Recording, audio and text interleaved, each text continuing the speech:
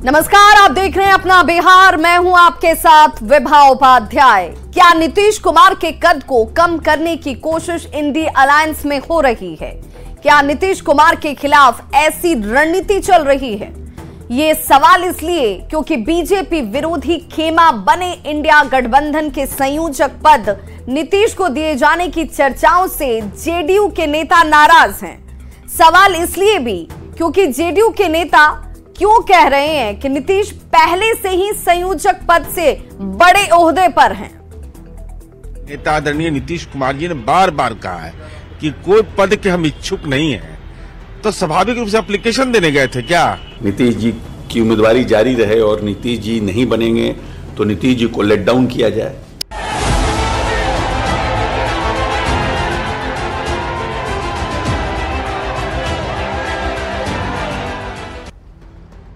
BJP के खिलाफ बने इंडी अलायंस के संयोजक पद के लिए नीतीश कुमार के नाम की चर्चा के बीच जेडीयू के नेता क्यों नाराजगी जता रहे हैं, इसे बताएं। पर उससे पहले नीतीश कुमार की सियासत में कितना बड़ा कद है, ये जान लीजिए। बिहार के 8 बार सीएम पद की शपथ ले चुके हैं। करीब 18 साल से बिहार का शासन चला रहे हैं। 20 साल में जिसके भी साथ रहे सरकार बनी, बिहार की सत्ता के पर्याय बन चुके हैं, जिनकी छवि बिहार के सुशासन बाबू की रही है। अटल जी के शासनकाल में केंद्र में कृषि और रेल मंत्री रह चुके हैं, जिनकी तारीफ पीएम मोदी भी कई बार कर चुके हैं।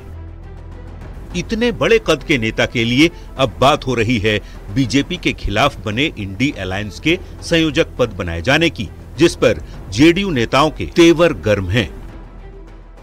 भाई, इंडिया गठबंधन हमने बनाया जो देश के अंदर में आकार रूप लिया। अब कोई संयोजक का उम्मीदवार बना देता है, कोई प्रधानमंत्री का उम्मीदवार बना देता है। भाई, कोई भी हमारी पार्टी के हो, सहयोगी पार्टी के हो, स्वाभाविक है माननीय नीतीश कुमार जी के व्यक्तित्व के पक्ष में कह सकते हैं। लेकिन ये बार बार एप्लीकेशन दिए हैं क्या? एडवर्टीजमेंट निकला है क्या? बार बार कहना कि बनाया जाएगा, बनाया जा रहा है, इसका कोई औचित्य नहीं। नीतीश कुमार के कैबिनेट में सबसे बड़े कद के मंत्री जो 2-2 विभाग भी संभालते हैं और नीतीश के साथ साये की तरह चलते हैं। बिहार के जल संसाधन और सूचना जनसंपर्क मंत्री संजय झा नीतीश कुमार को लेकर चल रही चर्चाओं पर क्या कहते हैं, वो भी सुनिए।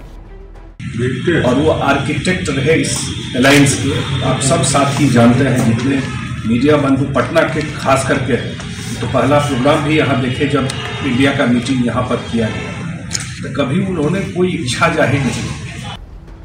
नीतीश कुमार की पार्टी के राष्ट्रीय प्रवक्ता केसी त्यागी कहते हैं कि नीतीश पहले से ही संयोजक जैसे पद से बड़े ओहदे पर हैं, जबकि सत्ता की भागीदार आरजेडी के नेता कह रहे हैं कि नीतीश जी ने कभी गठबंधन में पद की इच्छा नहीं व्यक्त की। आदरणीय नीतीश कुमार जी ने सारे चीजों पर विराम लगा दिया था। उन्होंने खुद ही कहा था कि हमें कोई पद की इच्छा नहीं है, हम चाहते हैं विपक्ष को एकजुट करके भाजपा मुक्त भारत बनाना। नीतीश कुमार को संयोजक बनाए जाने की चर्चा पर बिहार कांग्रेस अध्यक्ष अखिलेश प्रसाद सिंह कहते हैं कि कोई भी फैसला अकेले पार्टी को नहीं करना, गठबंधन की करीब 2 दर्जन पार्टियों के नेताओं से सुझाव लेकर ही बात तय होगी, इसी वजह से देर हो रही है। अकेले एक पार्टी को ये निर्णय नहीं लेना है, सभी जो 24-25 पार्टियां हैं, सबके लीडर को मिलके और एक साझा निर्णय लेना है, तो उसमें थोड़ा समय लगता है। इंडी अलायंस में संयोजक पद को लेकर जारी सियासी चर्चाओं पर चुटकी लेते हुए बिहार बीजेपी के अध्यक्ष सम्राट चौधरी कह रहे हैं कि वे चाहेंगे नीतीश जी विपक्षी गठबंधन के पीएम पद के उम्मीदवार बने। अरे हम लोग तो उम्मीद कर रहे हैं कि प्रधानमंत्री का घोषणा करे ना। प्रधानमंत्री के उम्मीदवार बनाने के लिए इंडी गठबंधन के लोगों ने ऑफर दिया था नीतीश बाबू को। नीतीश कुमार के संयोजक पद को लेकर हो रही चर्चाओं के बीच बड़ा सवाल ये कि नीतीश कुमार क्या इंडी अलायंस के संयोजक का पद स्वीकार करेंगे? नीतीश कुमार को इंडी गठबंधन का अध्यक्ष पद क्यों नहीं? वैसे नीतीश कुमार ये लगातार कहते आ रहे हैं कि उन्हें गठबंधन में कोई पद नहीं चाहिए। नीतीश सिर्फ और सिर्फ यही चाहते हैं कि बीजेपी के खिलाफ विपक्ष एकजुट होकर मुस्तैदी से चुनाव लड़े। हालांकि बीजेपी विरोधी गठबंधन में नीतीश कुमार की चर्चा ही सबसे ज्यादा है। Bureau report. न्यूज़ 18। तो इंडी गठबंधन में सीट शेयरिंग को लेकर भी माथापच्ची जारी है। सूत्रों के हवाले से खबर मिल रही है कि आरजेडी जेडीयू के बीच सीट बंटवारे का पेंच जैसे फंस गया है। इस बीच जेडीयू अपनी सीटिंग सभी 16 सीटों पर अपनी दावेदारी ठोक रही है, जबकि कांग्रेस राष्ट्रीय पार्टी होने के नाते अपनी हैसियत के हिसाब से सीट शेयरिंग चाहती है। सीटों के गुणा और गणित के बीच सवाल यही कि बीजेपी के खिलाफ ताल ठोकने की इंडी गठबंधन की ये मुहिम सीटों के बंटवारे को लेकर कितनी सटीक बैठ पाएगी।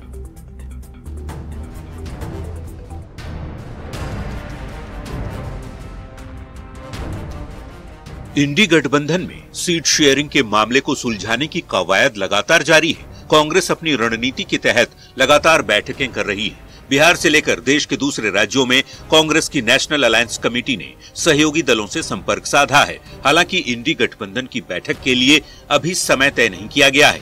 गठबंधन में अभी अंदरूनी चर्चा ही जारी है। इन सब के बीच सीट शेयरिंग पर नीतीश कुमार के सबसे खास माने जाने वाले मंत्री संजय झा ने जेडीयू की सिटिंग 16 सीटों पर कोई भी कॉम्प्रोमाइज नहीं किए जाने की बात कही है। जदयू की 16 सीटिंग सीट है, तो उस पर दावेदारी जदयू की बनेगी ना? दावेदारी क्या है? सीटिंग ही है। दावेदारी की बात क्या है? जो सीटिंग है वो सीटिंग है, उसमें कहाँ कंफ्यूजन है? ये तो सीटिंग है ही नहीं। बात हो तो उसका डिटेल में किया जाएगा। जेडीयू को पूरी उम्मीद है कि सीट शेयरिंग पर तेजी से काम चल रहा है और बिहार में सबसे पहले इसकी झलक देखने को मिलेगी। हमें उम्मीद है कि सब नेता बैठेंगे और सीट शेयरिंग पर सबसे पहले आम सहमति बिहार में बनेगी। इसका मतलब साफ है कि 16 से कम जेडीयू तो किसी कीमत पर नहीं लड़ेगी। ये 16 सीटिंग है, ये आम सहमति सभी दलों में बन रही है। क्या कोई अन्य दल, घटक दल अपनी जीती हुई सीटें कुर्बान करने को तैयार है? फिर जेडीयू से कैसे आप अपेक्षा करते हैं? सीट शेयरिंग के मुद्दे पर कांग्रेस का रुख ये है कि गठबंधन की सबसे बड़ी पार्टी होने के नाते कांग्रेस को सम्मानजनक सीटें जरूर मिले। पार्टी की बिहार इकाई के अध्यक्ष अखिलेश सिंह क्या कह रहे हैं, सुन लीजिए। जितनी सीट मिलेगी उसके अलावा भी सभी सीटों पर कांग्रेस पार्टी मदद करेगी। अलायंस पार्टियों को, चाहे जनता दल के कोटे में जो सीट आए, आरजेडी के कोटे में जो सीट आए, वाम दलों के कोटे में जो सीट आए, सभी पर कांग्रेस पार्टी मदद करेगी। तो लोकसभा चुनाव की तैयारियों के बीच बिहार में सीटों के बंटवारे पर रस्साकशी जारी है। सूत्रों के हवाले से खबर है कि आरजेडी और जेडीयू के बीच सीट शेयरिंग पर पेंच फंस गया है। लालू प्रसाद नीतीश कुमार से ज्यादा सीट मांग रहे हैं, तो नीतीश इस पर राजी नहीं है। बात दोनों पार्टियों की संसद में हैसियत की यदि करें तो फिलहाल लोकसभा में आरजेडी का कोई सांसद नहीं है। लोकसभा में जेडीयू के 16 सांसद हैं। लोकसभा में कांग्रेस का 1 सांसद है। ऐसे में अब सभी की नजरें इंडी अलायंस की सीट शेयरिंग वाले फॉर्मूले पर टिकी हैं। गठबंधन में किसके खाते कितनी सीटें जाएंगी, ये देखने वाली बात होगी। न्यूज़ 18 के लिए दिल्ली से अमितेश सिंह के साथ ब्यूरो रिपोर्ट। दरभंगा में बहुप्रतीक्षित एम्स के निर्माण का रास्ता साफ हो गया है। शोभन बाईपास की जमीन पर ही दरभंगा एम्स बनेगा और इसी की नई डिजाइन को लेकर केंद्र सरकार ने अपनी सहमति दे दी है। ऐसे में अब जल्द ही एम्स निर्माण का काम आगे बढ़ेगा और टेंडर की प्रक्रिया भी शुरू हो जाएगी। तो शोभन में ही एम्स बनेगा, जिसे लेकर केंद्र सरकार ने अब इस पर हरी झंडी दिखा दी है। नए डिजाइन पर एम्स का निर्माण होगा। दरभंगा में ये बहुप्रतीक्षित एम्स निर्माण का रास्ता साफ होता हुआ। हम लोग तो बहुत दिन से ये चाह रहे थे कि उसकी सहमति मिल जाए। 11-12 महीना उसमें देने में जो समय लग गया है, नहीं तो अभी हमको तो लगता है कि अभी तक उसका शिलान्यास समारोह में हम लोग भाग लेते हैं। बहरहाल सहमति उन्होंने दे दिया, स्वीकृति दे दी है। बहुत जल्द उसमें मिट्टी का कार्य प्रारंभ कर दें। दरभंगा एम्स को लेकर के भारत सरकार से भी सहमति का पत्र आ गया। बिहार सरकार ने, मैं एक चीज स्पष्ट कर देता हूँ, ये प्रस्ताव दिया था स्वास्थ्य विभाग ने कि अब जब नया डिजाइन आप बना रहे हैं तो उस नया डिजाइन में आप ये भी कर सकते हैं कि आप तो बोल रहे थे कि नीचे मिट्टी भरना है, तो आजकल पिलर पर भी स्ट्रक्चर खड़ा हो जाता है। ये सुझाव दिया कि मैं पिलर पर स्ट्रक्चर खड़ा करके और नीचे वो पार्किंग हो जाता है। नीचे में आपको इतना बड़ा बेसमेंट बन जाता है, इतना बड़ा लॉन्ड्री बन जाता है, जो कपड़ा उपड़ा जो धुलता है इतना रूम में सारा, तो वो सारा आप नीचे में कर सकते हैं। और जो 309 करोड़ बिहार सरकार को मिट्टी भरने में लगता है, वो पैसा हम आपके एजेंसी को दे देंगे। अन्य जो उन्होंने डिमांड किया है, चाहे वहाँ 4 लेन रोड बना कर देना है, चाहे बिजली को शिफ्ट करना है, पानी का इंतजाम करना, वो सारा काम बिहार सरकार कंसेंट दे चुकी है, सारा काम बिहार सरकार करके देगी। अब शोभन में ही करुणा का इंतजाम। मुख्यमंत्री नीतीश कुमार ने आज पंचायती राज विभाग की योजनाओं की समीक्षा की और अधिकारियों को आवश्यक दिशा निर्देश दिए। सीएम नीतीश ने बचे हुए पंचायत सरकार भवनों का निर्माण कार्य तेजी से पूरा कराने का निर्देश भी दिया। साथ ही पंचायत सरकार भवनों की छतों पर सोलर प्लेट लगवाने, सभी पंचायत के वार्डों में सोलर स्ट्रीट लाइट लगवाने सहित पंचायत सरकार भवनों में सभी तरह की सुविधाएं उपलब्ध कराने की भी बात कही।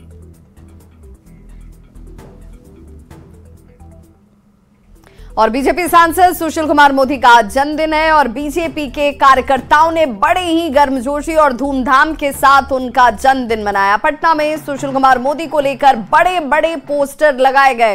पार्टी के नेताओं और कार्यकर्ताओं ने केक काटकर उन्हें जन्मदिन की बधाई दी। इस मौके पर सुशील मोदी ने कहा कि बीजेपी का एक एक कार्यकर्ता हनुमान है और हम सब प्रभु श्री राम के वंशज हैं।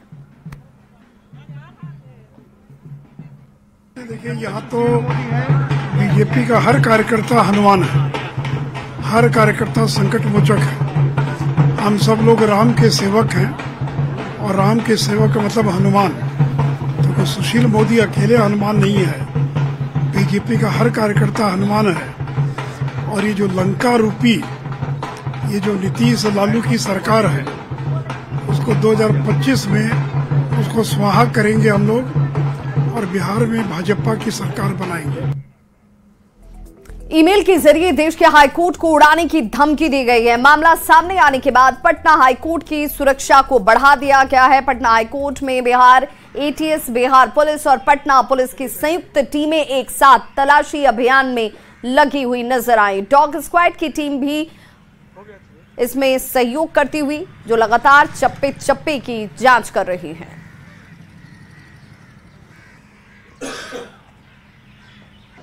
आज ईमेल के माध्यम से एक सूचना प्राप्त हुई कि देश के विभिन्न न्यायालयों में बम रखे जाने के संबंध में, उस आलोक में भी हम लोगों ने एक विशेष टीम, जिसमें कि एटीएस की इकाई, जिसमें बीडीएस और डॉग स्क्वाड की टीम को मदद लिया गया, उनकी पूरी टीम आई थी।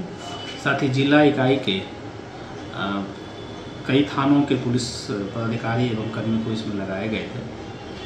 साथ ही हाईकोर्ट में सुरक्षा के लिए भी ऑलरेडी पुलिस तैनाती रहती है वहाँ पर, तो उनका भी मदद लिया गया था। ईमेल के माध्यम से एक धमकी आई है और यह धमकी है देश भर के न्यायालयों को एक साथ उड़ाने की। इस धमकी के आने के बाद बिहार में भी खलबली मची हुई है और पटना हाई कोर्ट में सुरक्षा जो है वो बढ़ा दी गई है। एटीएस के अलावा बिहार पुलिस और पटना पुलिस के जो पुलिसकर्मी हैं वो लगातार सघन तलाशी ले रहे हैं और अभी भी तलाशी अभियान जो है वो यहाँ पर चल रहा है। तस्वीरों में देखिए पुलिसकर्मी यहाँ पर तैनात नजर आ रहे हैं, जो भी गाड़ी जा रही है उसको रोका जा रहा है और लगातार तस्वीरों में पुलिसकर्मी आपको फिलहाल नजर आ रहे हैं। अंदर में भी चेकिंग जो है वो लगातार चल रही है, चूंकि अंदर हमें जाने की परमिशन नहीं है। हम बाहर से ही आपको तस्वीर दिखा सकते हैं। पटना पुलिस प्रशासन के मुखिया एसएसपी ने इस बात की पुष्टि की, हालांकि उन्होंने कहा कि पटना हाईकोर्ट को लेकर कोई धमकी नहीं दी गई है, देश भर के न्यायालयों को लेकर यह धमकी दी गई है। तो ऐसे में एहतियात और सुरक्षा के लिहाज से पटना पुलिस जो है एटीएस के साथ मिलकर सघन तलाशी कर रही है और तस्वीरों में देखिए पुलिसकर्मी जो है वो नजर आ रहे हैं। डॉग स्क्वाड की टीम भी बुलाई गई है यहाँ पर। डॉग स्क्वाड की टीम भी अपने लेवल पर पूरे हाईकोर्ट परिसर की जांच की है और जो अब तक जानकारी मिली है पुलिस अधिकारियों से न्यूज 18 को, कोई ऐसी संदिग्ध वस्तु जो है वो नहीं मिली है। लेकिन फिलहाल अभी भी जो एटीएस और पटना पुलिस और बिहार पुलिस की जो दूसरी एजेंसियां हैं, कोर्ट के अंदर मौजूद है और सघन तलाशी अभियान जो है वो चल रहा है। तो कुल मिलाकर जो यहाँ पर धमकी आई थी पटना हाईकोर्ट को लेकर कोई पुख्ता तौर पर ये जानकारी नहीं दी गई थी कि पटना हाईकोर्ट को ही बम से उड़ाया जाएगा। देश भर में जो हाईकोर्ट है उसको लेकर ये थ्रेटनिंग थी और उसके बाद पटना में फिलहाल पटना हाईकोर्ट की सुरक्षा सख्त कर दी है पटना पुलिस ने। कैमरा पर्सन मनीष जुनेजा के साथ संजय कुमार, न्यूज 18 पटना। पटना में स्पेशल निगरानी इकाई ने आज एक बड़ी कार्रवाई की। एसवीयू की टीम ने आलोक कुमार नाम के कारोबारी के ठिकाने पर रेड की, जो कारा विभाग से जुड़े हुए भ्रष्ट अधिकारियों की काली कमाई को अपने कारोबार में निवेश कर उसे सफेद करने का काम कर रहा था। ज्यादा जानकारी दे रहे हैं संवाददाता अमित कुमार। विशेष निगरानी इकाई ने आज एक ऐसे शख्स के ठिकाने पर छापेमारी किया है, जो शख्स जो है वो जेल में आपूर्ति किया करता है, मटेरियल आपूर्ति किया करता है। और यह शख्स का नाम जो है वो आलोक कुमार है। देख सकते हैं ये आलिशान जो बंगलो है, घर है, ये आलोक कुमार का है और ये कुमकुम विला के नाम से जाना जाता है। और ये मकान, ये आलिशान बंगला जो है वो एजी कॉलोनी के ठीक पीछे है। बताते चले कि आलोक कुमार जो है इसके बारे में जो एसवीयू को जो जानकारी मिली वो ये मिली है कि आलोक कुमार जो है वो कारा से जुड़े हुए जितने भी भ्रष्ट अधिकारी हैं उनके काले अकुत संपत्ति को वाइट करने का काम करता है, निवेश करता है। इनके जो काले कमाई होती है, कारा विभाग से जुड़े हुए जो भ्रष्ट अधिकारी हैं उनके काले कमाई जो होती है उसे विभिन्न क्षेत्रों में निवेश किया करता है और उसके एवज में जो है इसकी भी काली कमाई होती है, इसकी भी जो है बड़े राशि ये भी इकट्ठा करता है। और इस बात का खुलासा तब हुआ जब 11 अप्रैल 2021 को एआईजी जो कारा थे रूपक कुमार, उनके ठिकाने पर एसबीयू ने रेड किया और रेड के दौरान कई दस्तावेज, कई कागजात जो है बरामद हुए और उसी में से जो क्लू मिला वो आलोक कुमार के संदर्भ में मिला। और उन दस्तावेजों को खंगालने के बाद जो है एसबीयू आज आलोक कुमार के ठिकाने पे पहुंची है और जो जानकारी मिली है एसबीयू के जो सूत्र हैं वो जो जानकारी दे रहे हैं न्यूज 18 को, उसके मुताबिक आलोक कुमार जो है कारा विभाग में से जुड़े हुए जितने भी भ्रष्ट अधिकारी हैं उनकी काली कमाई को निवेश करता है अपने कारोबार में और उसे वाइट करके उन्हें वापस करता है और इसके एवज में वो कमीशन लेता है। तो ये इस तरह की जो जानकारी है वो एसबीयू को मिली और उसके बाद एसबीयू के जो अधिकारी हैं वो यहाँ पे पहुंचे हैं। कड़ाई सख्ती जो है वो बरती जाएगी और ऐसे कई भ्रष्ट अधिकारी हैं कारा विभाग के जिनके ठिकाने पर छापेमारी आने वाले दिनों में एसबीयू कर सकती है। अमित कुमार, न्यूज 18 पटना। में शिक्षा सुधार की कवायद के बीच अब सरकारी स्कूलों में नामांकन का क्रेज भी बढ़ने लगा है और वैसे बच्चे भी नामांकन ले रहे हैं जो कल तक निजी स्कूलों में पढ़ाई कर रहे थे। न्यूज 18 की टीम करबिगहिया मध्य विद्यालय पहुंची, जहां बच्चों की उपस्थिति 75% थी और क्लास में मौजूद 75 बच्चों में से 38 बच्चे वैसे थे जो हाल में निजी स्कूल से नाम कटवाकर सरकारी स्कूलों में दाखिला लिए हैं। करबिगहिया मध्य विद्यालय का जायजा लिया हमारे संवाददाता रजनीश कुमार ने। शिक्षा विभाग के सीएस के पाठक की कड़ाई का असर अब सरकारी स्कूलों में उपस्थिति पर दिखने लगा है। जहां एक तरफ बच्चों की उपस्थिति बढ़ गई है, वहीं नामांकन का भी रेशियो काफी बढ़ गया है। तो राजधानी पटना के स्कूलों की क्या स्थिति है, यह जानने के लिए हम पहुंचे हैं करबिगहिया मध्य विद्यालय में और यहां पर देखिए बड़ी संख्या में छात्र छात्राएं स्कूल में मौजूद हैं, यानी इस बात की गवाही दे रहे हैं कि कड़ाई के बाद बच्चे स्कूल आने लगे हैं। तो क्लास में इस वक्त 75 बच्चे मौजूद हैं, जिसमें छात्र और छात्राएं दोनों हैं। अब जरा हम जानते हैं कि कितने ऐसे बच्चे हैं जो कल तक प्राइवेट में थे और अब सरकारी में दाखिला ले लिए हैं। हाथ उठाइए आप लोग। तो ये देखिए, हाथ उठाकर बच्चे गवाही दे रहे हैं, कल तक प्राइवेट में थे अब सरकारी में है, यानी व्यवस्था सरकारी स्कूलों की बदलने लगी है। आप लोग प्राइवेट में थे, यहाँ क्यों आ गए? यहाँ बहुत अच्छी शिक्षा मिलती थी, इसी कारण यहाँ पर चले हैं। यहाँ पैसा भी नहीं लगता इसलिए? यहाँ अच्छा, कड़ाई हो रही है सरकारी में अब? बहुत कड़ाई हो रही है। अच्छा, स्कूल से बाहर भाग जाते हैं ये सब अब नहीं है? नहीं आते हैं तो खोज खबर हो रही है? बहुत हो रही है, फोन जा रही है। सीधे फोन? हाँ। फी को लेकर कुछ अंतर दिख रहा है? ये सब बहुत अंतर दिख रहा है। मतलब प्राइवेट के जैसे ही अब पूरा सरकारी में व्यवस्था किया जा रहा है, हर पीरियड पढ़ाई हो रहा है, बहुत अच्छे टीचर्स यहाँ पे आ रहे हैं। पढ़ाई होती है, संतुष्ट है पढ़ाई से? बहुत संतुष्ट है सर, बहुत अच्छे तरीके से हर घंटी क्लास हो रही है? यस सर, बहुत अच्छे से। टाइम पे टीचर आ रहे हैं। टाइम पर टीचर आ रहे हैं। एक क्लास खत्म होने के बाद दूसरे टीचर आ जा रहे हैं? यस सर, टाइम पे आ जा रहे हैं। गैप नहीं हो रहा है ना? No sir. जो बच्चे हैं अब सरकारी स्कूल की तरफ आकर्षित भी हो रहे हैं, क्योंकि कड़ाई के बाद पढ़ाई में भी जो है एक तरह सुधार देखने को मिल रहा है और अब संख्या बढ़ती जा रही है। ऐसे में बच्चे भी खुश हैं और सिस्टम भी कहीं ना कहीं अब सवालों से बच रहा है। कैमरामैन दीपक के साथ Rajneesh Kumar, news 18 Patna.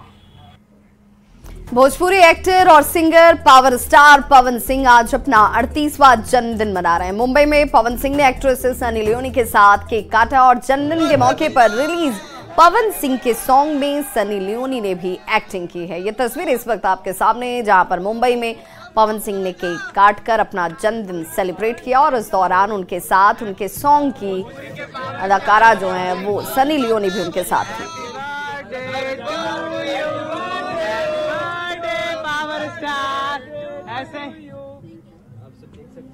Love you भैया, लव यू पावर स्टार।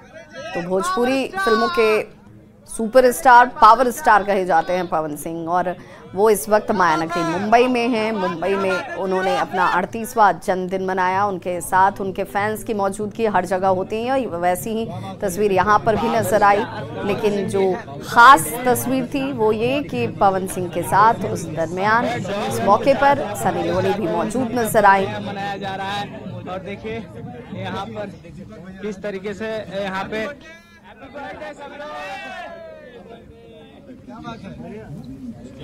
चलिए पावर स्टार अपने।